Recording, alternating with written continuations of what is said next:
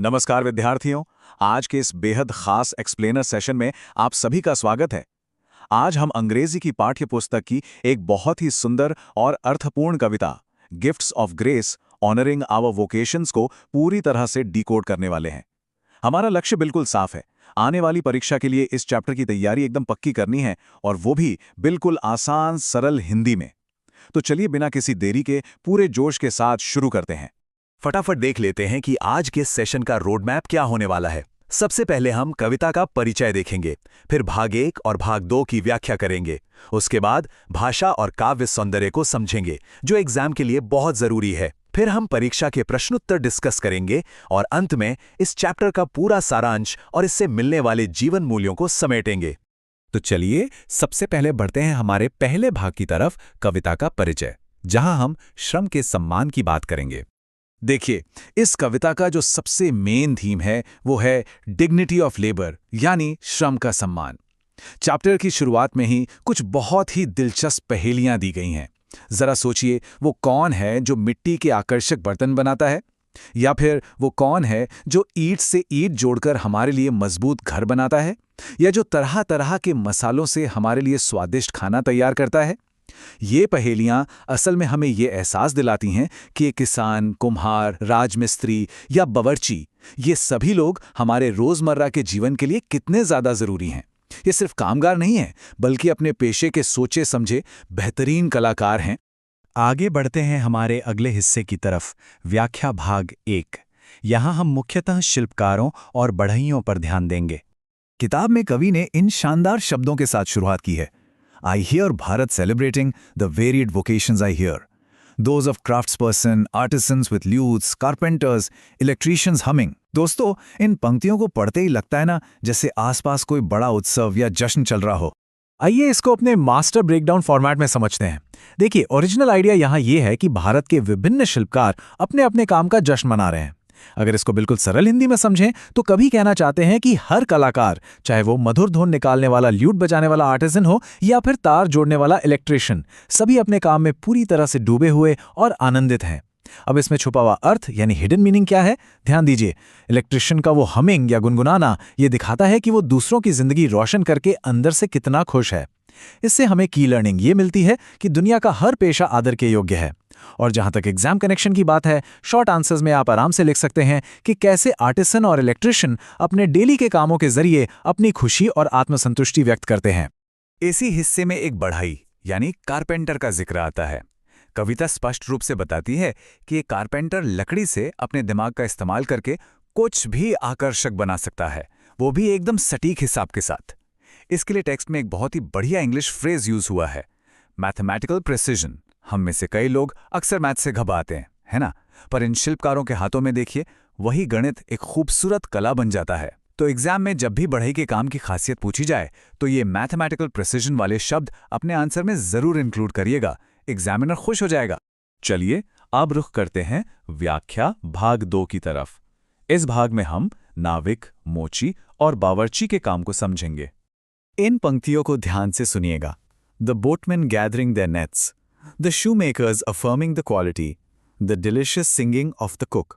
कवि ने यहाँ मेहनत के वक्त की आवाज़ों और उस माहौल का इतना जीवंत चित्र खींचा है कि लगता है हम वहीं खड़े सब कुछ सुन रहे हैं। इसे भी थोड़ा सरल करके समझते हैं। ओरिजिनल आइडिया ये है कि नाविक, मोची और बावर्ची ये सभी अपने अनोखे तरीके से अपने काम में गर्व महसूस कर रहे हैं। आसान भाषा में कहें तो मछुआरे समुद्र से अपना जाल समेट रहे हैं, मोची पूरे आत्मविश्वास के साथ मजबूत जूते बना रहा है और बावर्ची खुशी से गुनगुनाते हुए मसाले मिला रहा है। लेकिन यहाँ एक बहुत ही गहरा हिडन मीनिंग है। टेक्स्ट में एक लाइन है, the voice of their vocation is the voice of their identity. इसका मतलब है कि उनके काम की जो आवाज है वही असल में उनके अस्तित्व और उनकी पहचान की आवाज है। इससे हमारी की लर्निंग क्या है? यही कि हमारा काम ही हमारी असली पहचान बनाता है। और हां, एग्जाम के पॉइंट ऑफ व्यू से इस वॉइस ऑफ आइडेंटिटी वाले फ्रेज पर एक लॉन्ग आंसर आने के चांसेस काफी हाई रहते हैं, तो इसे अच्छे से नोट कर लीजिए। जरा इस दृश्य की कल्पना कीजिए। एक तरफ समुद्र की ऊंची लहरों के बीच एक नाविक अपनी धुन में मजबूती से खड़ा है, बिल्कुल निडर, और दूसरी तरफ गर्मा गर्म रसोई में खाना बनाता हुआ एक मुस्कुराता हुआ बावर्ची।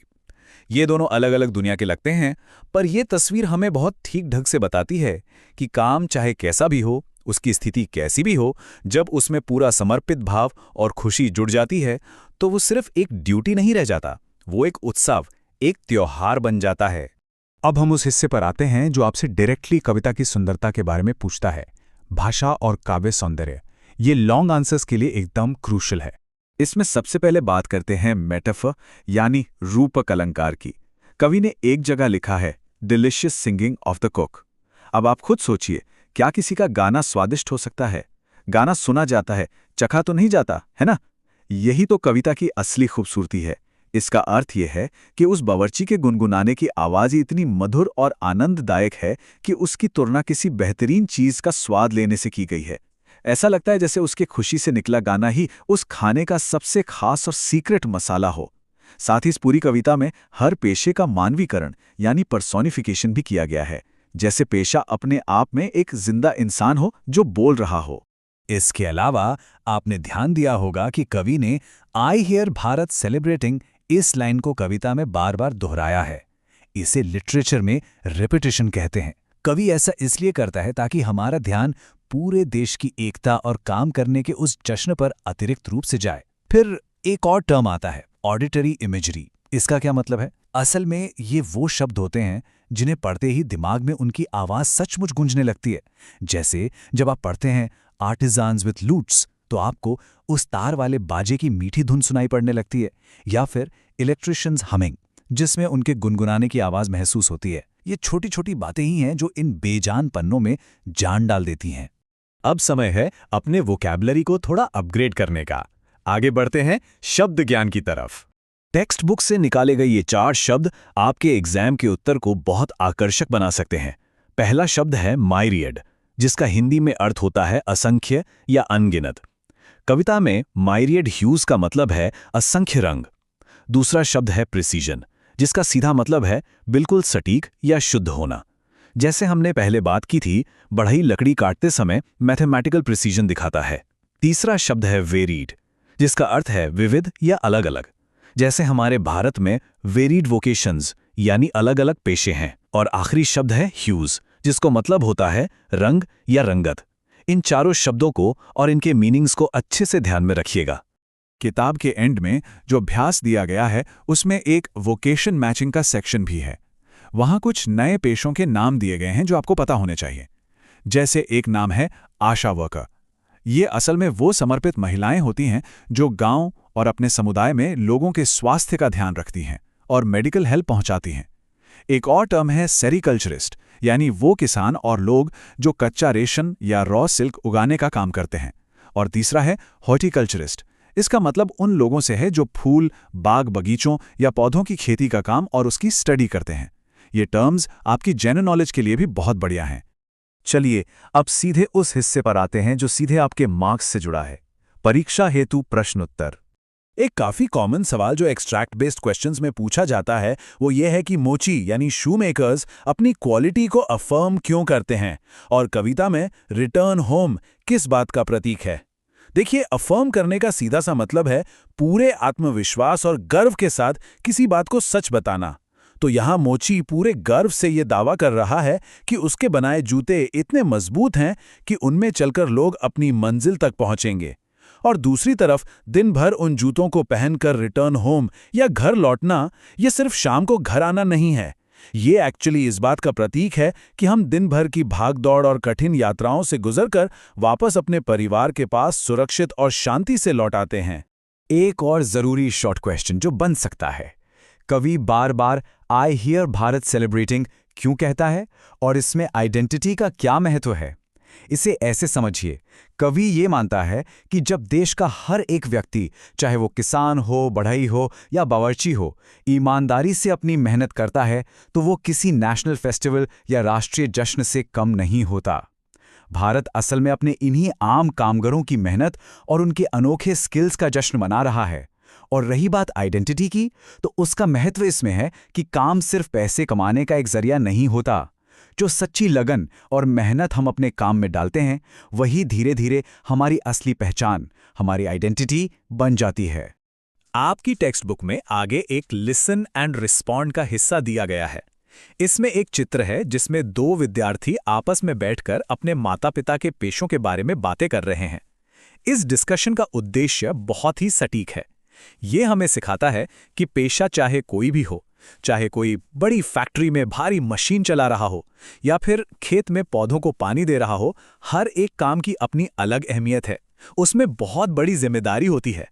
इसलिए हमें हर काम और हर कामगार को पूरी इज्जत और सम्मान की नज़र से देखना चाहिए। अब हम इस चैप्टर के आखिरी और निष्कर्ष वाले हिस्से पर पहुंच गए हैं, सारांश और जीवन मूल्य। एग्जाम हॉल में जाने से पहले ये पॉइंट्स आपके दिमाग में एकदम क्लियर होने चाहिए। पहला पॉइंट, ये पूरी कविता डिग्निटी ऑफ ऑल लेबर यानी हर तरह के कामों के सम्मान पर खड़ी है। दूसरा और बहुत जरूरी बिंदु, किसी भी व्यक्ति के पेशे की आवाज ही उसकी असल पहचान होती है। तीसरा पॉइंट, भारत किसी एक काम को नहीं बल्कि सभी शिल्पकारों की अलग अलग क्षमताओं और उनकी विविधता का जश्न मनाता है। और आप सभी के लिए मेरी तरफ से 2 क्विक एग्जाम टिप्स। पहली टिप यह है कि जब भी आप आंसर लिखें तो वर्कर्स और उनकी स्पेसिफिक खासियतों का नाम जरूर मेंशन करें, जैसे कारपेंटर की मैथमेटिकल प्रिसिजन। और दूसरी टिप यह है कि पूरे मार्क्स लाने के लिए उत्तर में मेटाफोर और ऑडिटरी इमेजरी जैसे टर्म्स को जरूर शामिल करें। इससे आंसर काफी स्ट्रांग लगता है। तो इसी के साथ आज के इस शानदार सेशन को हम यहीं विराम देते हैं, लेकिन जाने से पहले आपके सोचने के लिए एक छोटा सा होमवर्क दे रहा हूं। इस पूरी कविता में हमने अलग अलग पेशों के बारे में बात की, मोची, बढ़ई, नाविक, बावर्ची। इनमें से सबसे ज्यादा आदर और सम्मान आपके हिसाब से किसका किया जाना चाहिए और क्यों? अपना जवाब मुझे कमेंट्स में जरूर लिखकर बताइए। मुझे पूरी उम्मीद है कि गिफ्ट्स ऑफ ग्रेस का ये चैप्टर अब आपको एकदम भली भांति समझ आ गया होगा और परीक्षा की तैयारी मजबूत हो गई होगी। ऐसे ही ध्यान लगाकर पढ़ते रहिए और हमेशा जिंदगी में आगे बढ़ते रहिए। नमस्कार।